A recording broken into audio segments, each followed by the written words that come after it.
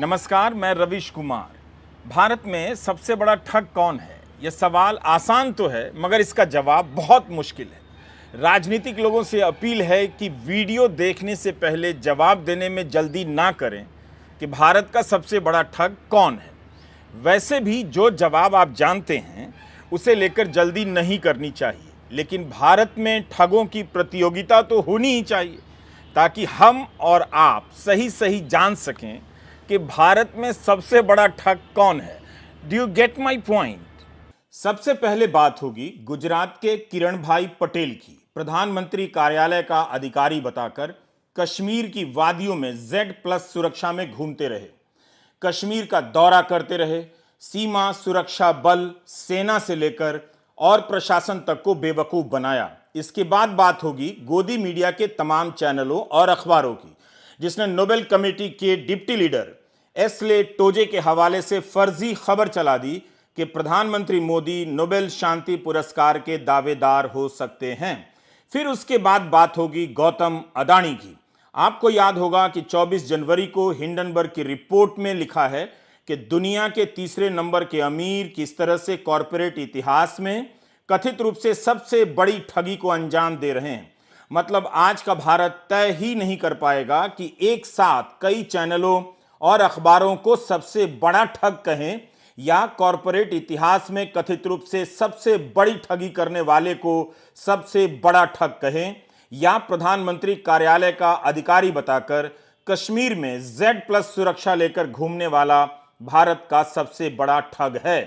आपने इन तीनों कैटेगरी में एक चीज कॉमन देखी होगी। प्रधानमंत्री मोदी का नाम सब में आता है, वो किसी में शामिल नहीं है, मगर राजनीतिक आरोप के रूप में, तो कभी फर्जी खबर के रूप में, तो कभी उनके नाम के इस्तेमाल के रूप में उनका जिक्र आ जाता है।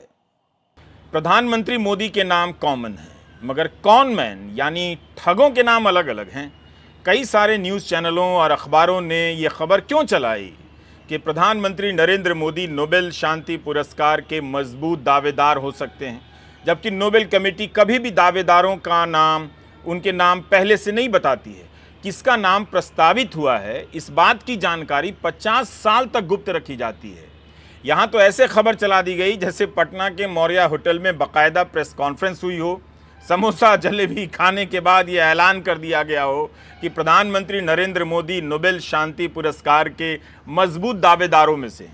भारत के मीडिया ने यह दुस्साहस उन दिनों किया है जब दुनिया के तीसरे नंबर के अमीर की पोल खुल रही हो, उन पर आरोप लग रहे हों कि कथित रूप से उन्होंने कॉरपोरेट इतिहास के सबसे बड़ी ठगी को अंजाम दिया है। अब इसके बाद कोई हंस देगा तो कहेंगे कि भारत का नाम खराब कर दिया। काम भी खराब करो और चाहोगे कि नाम भी ना खराब होगा, ये कैसे होगा? अगर इस बात से भारत की छवि खराब ना हो तो कही जा सकती है कि भारत एक ठग प्रधान देश है। आए दिन छपने वाली ठगी की इन खबरों को देखकर आप जान सकते हैं कि भारत में ठगों के अच्छे दिन चल रहे हैं। एक ठग कई बार 100 से लेकर 1000 लोगों तक को ठग लेता है, करोड़ों रुपए ठगी से कमा रहा है। ऐसे ठगों को मैं सामाजिक ठग की श्रेणी में रखता हूं, जो पेंशन दुगनी करने, आय दुगनी करने और नौकरी दिलाने का झांसा देते हैं। कुछ ठग होते हैं जो सरकारी कामों की नकल कर लेते हैं, फर्जी प्रमाण पत्र बनवा देते हैं, तो ज़मीन से लेकर मकान तक के कागजात बनवा देते हैं। इन्हें सरकारी ठग कहा जा सकता है। कुछ तो इंटरनेट से जालसाजी सीखकर आगे ठगी करते हैं। 7 करोड़ से लेकर 40 करोड़ तक की ठगी की जाती है। कुछ ठग होते हैं जो नकली IAS और नकली IPS बनकर सरकारी विभागों के अफसरों को ही हड़का लेते हैं। इन्हें नौकरशाही ठग कह सकते हैं। नौकरशाही के भीतर बैठे असली अफसर भी ठगी का काम करते हैं। किसी को फर्जी मामले में फंसा देते हैं तो किसी को फंसाने का डर दिखाकर माल बना लेते हैं। कुछ ठग धार्मिक ठग होते हैं जो अंधविश्वास फैलाकर समाज से लाखों करोड़ों रुपए कमाते हैं। ठगों की एक कैटेगरी लोकतांत्रिक ठग की होती है, जो जनता को तरह तरह से ठगते हैं और वोट ले जाते हैं। मगर इन सब में सबसे ऊपर लेवल का ठग वो है जो प्रधानमंत्री कार्यालय का अधिकारी बनकर कश्मीर जाता है, सेना के साथ बैठकर समीक्षा करता है, प्रशासन से सुरक्षा मांगता है, 5 स्टार होटल में रुकता है सरकारी खर्चे पर, कांति भाई पटेल ने जो किया है वो ऐतिहासिक है। कांति